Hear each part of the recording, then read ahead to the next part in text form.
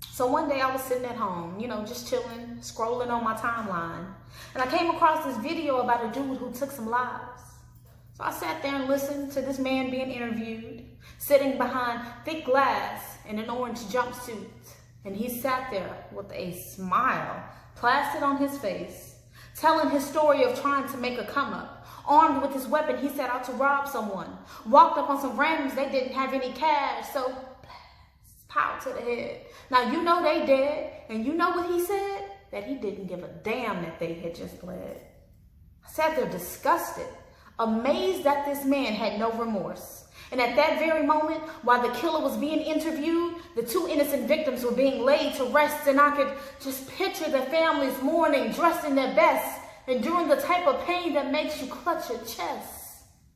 And the reporter asked the killer, "You have anything you'd like to say to the family?" And he says, "F them, F God, the devil and his army too." I'm sitting there with tears in my eyes for the lack of concern this young man had for two innocent lives. And then he says he hoped that he dies. They better give me the death penalty because I kill again. Then I looked up at my friend like, yo, can you believe this dude? His soul was encompassed in darkness. How could he be so heartless? And you know what he told me? That I couldn't judge because I didn't know what that man had been through.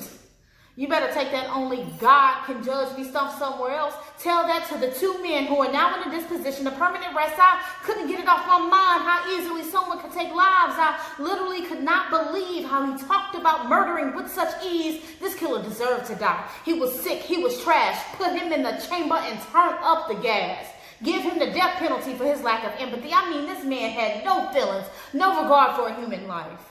He didn't even think twice when he pulled that trigger. Just another lost soul. Go figure. And then suddenly it hit me like a 2-ton truck. My mouth dropped open and I sat there stuck because I remember that I too was a killer. The memory that I buried so deep had now come to surface. I could no longer deny it, no way to hide it. Just like this man, I too had no remorse. Now I know you're sitting there thinking me with seemingly innocent eyes, Alicia with the heartfelt smile. Now there's no way I could have. But in front of you today stands a cold-blooded killer. I too didn't think twice when it came time to take that life. See, I stared in his father's eyes while he begged for his son's life. And I was cool, calm, and collected even as I heard his heart beating through his chest. And the bad part about it, he was flesh in my flesh. It was my blood that ran through his body, but I didn't care, I ain't gonna lie. Sorry, but I ain't sorry. He had to die.